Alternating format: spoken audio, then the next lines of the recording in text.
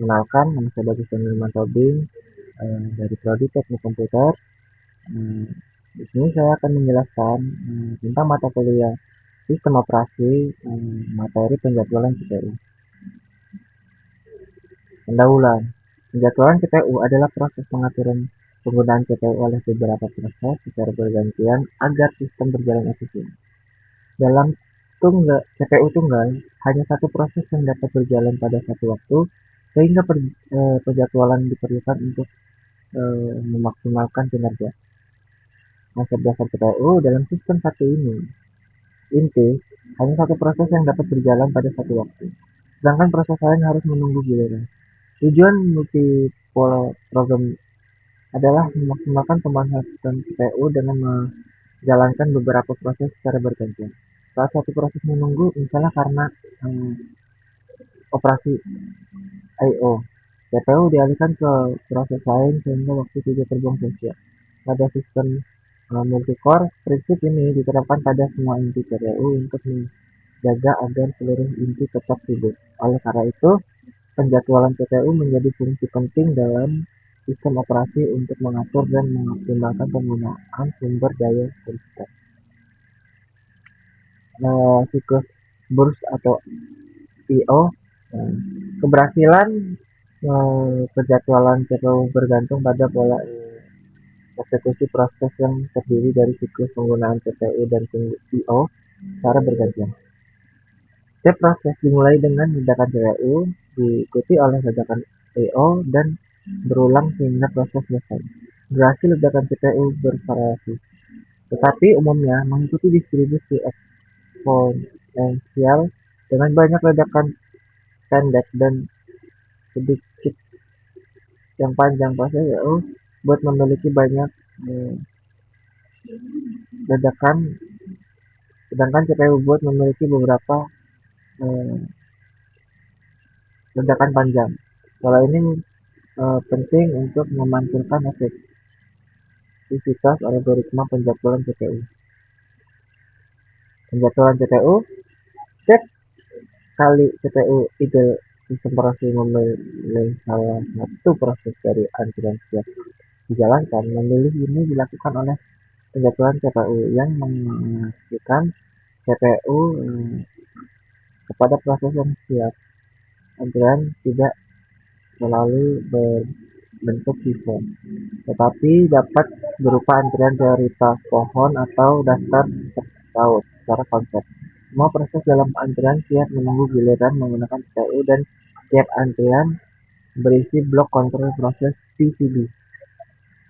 Penyimbangan beban pada sistem SMP atau sistematik multiprocessing penting untuk menjaga keseimbangan beban kerja antar proses agar semua proses dimanfaatkan secara optimal.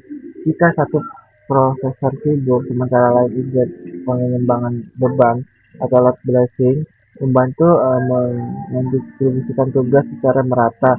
Mengimbangkan ini diperlukan terutama pada sistem dengan antrian tugas terpisah di setiap prosesor. Sedangkan pada sistem dengan antrian umum, beban otomatis seimbang. Terdapat dua metode utama. Migrasi push, di mana sistem secara berkala memindahkan etapas dari proses yang kelebihan beban ke kelebihan kosong. Migrasi pull, di mana prosesor idle menarik tugas dari proses tersebut. Keduanya sering digunakan bersamaan, seperti pada jadwal CVS di Linux dan UWL di FreshBSD.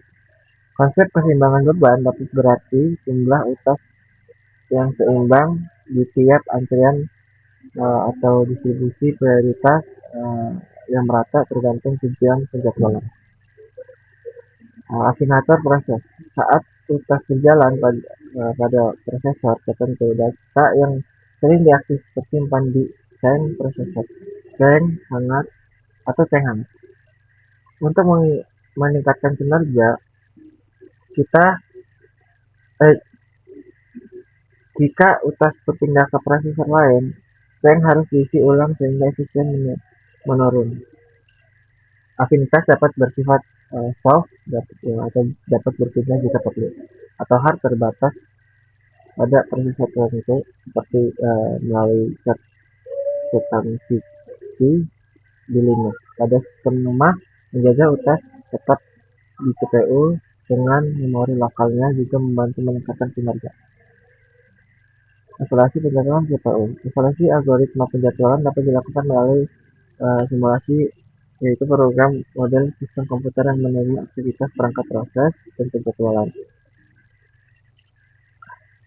Eh, Dapat digunakan file pelacak, file yang merekam urutan peristiwa sebenarnya sehingga memungkinkan perbandingan algoritma pada kondisi identik, namun simulasi yang detail cenderung memerlukan waktu dan sumber daya komputasi yang besar.